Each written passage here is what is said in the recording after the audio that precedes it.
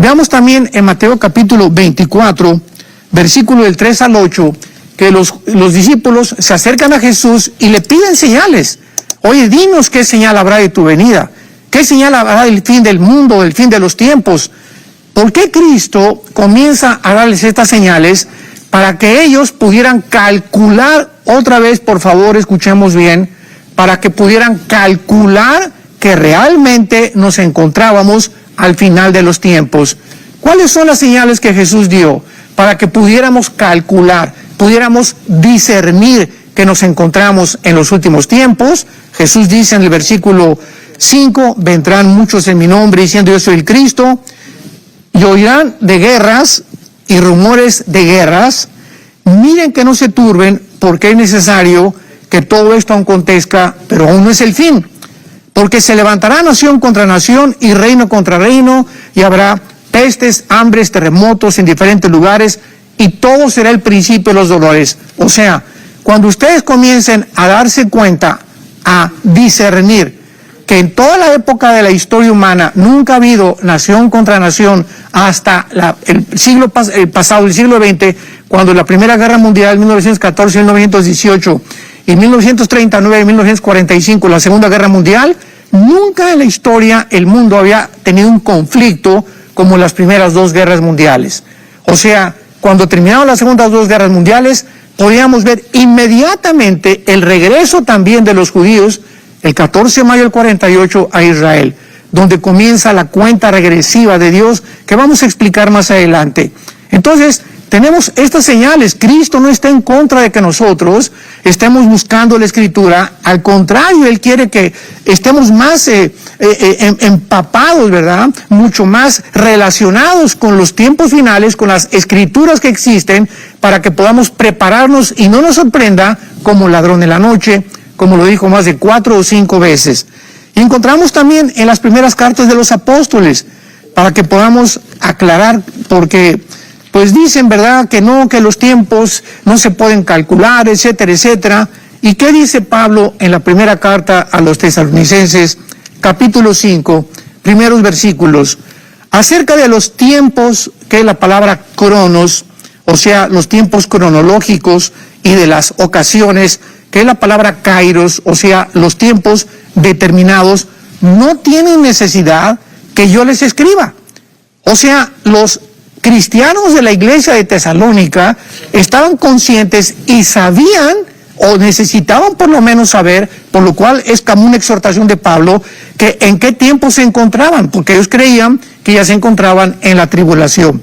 Entonces Pablo les dice, ¿por qué tiene necesidad que yo les escriba? Ustedes lo deben de saber, porque ustedes saben, versículo 2, que el día del Señor, que se refiere a la gran tribulación, no al rapto, ni tampoco a la segunda venida, sino a los 7 años de la tribulación, vendrá como ladrón en la noche.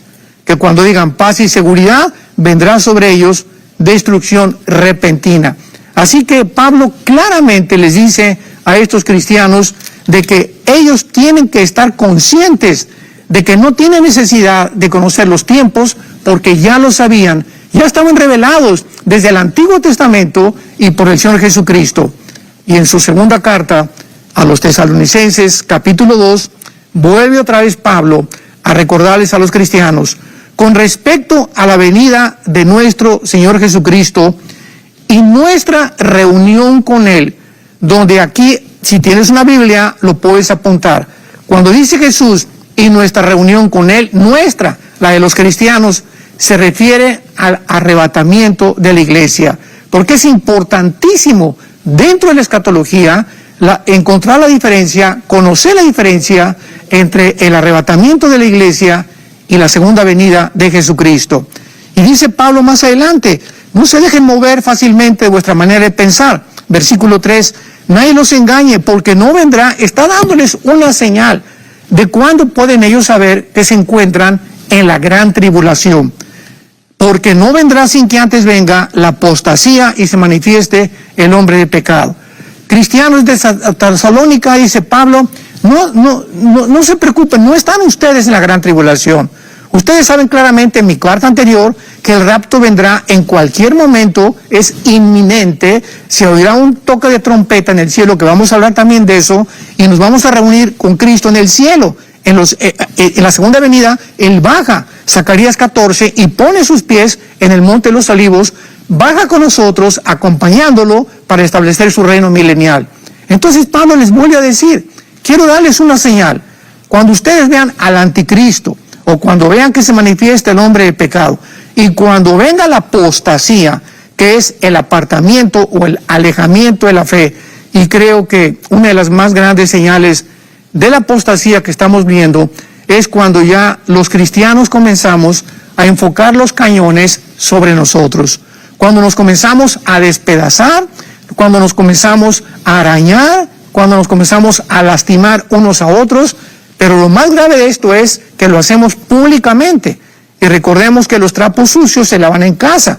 Tú tienes algo contra un hermano, Mateo 18, la Biblia dice, no lo expongas públicamente. Ve y dile, oiga, doctor fulano de tal, oiga, pastor, he oído esta controversia respecto a que usted dijo o puso esta fecha. Explíqueme cuáles son sus bases bíblicas, pero no inmediatamente dictar sentencia condenatoria y decir, eres un hereje o eres un falso profeta, o estás loco en lo que estás diciendo, sin darle oportunidad a la persona a defenderse.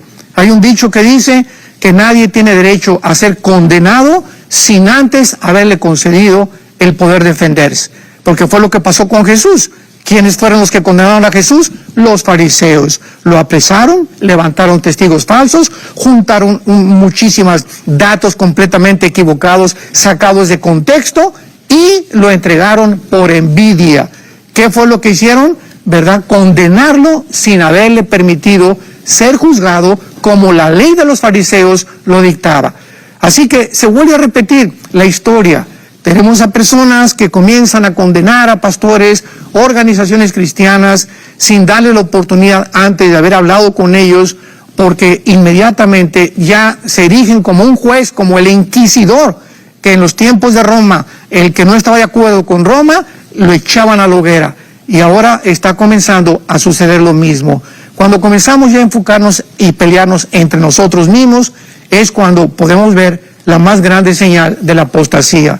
Tenemos que soportarnos, tenemos que tener mucho cuidado, no es un espectáculo al mundo, y poder entre nosotros mismos, si tú eres un director de algún seminario teológico, y si tú eres algún pastor o eres algún misionero, y me mandas un correo y me dices, oiga, no estoy de acuerdo con esto y con esto, con muchísimo gusto te contesto, y con mucho gusto te digo las bases por lo cual dije lo que dije, cómo lo voy a hacer a continuación.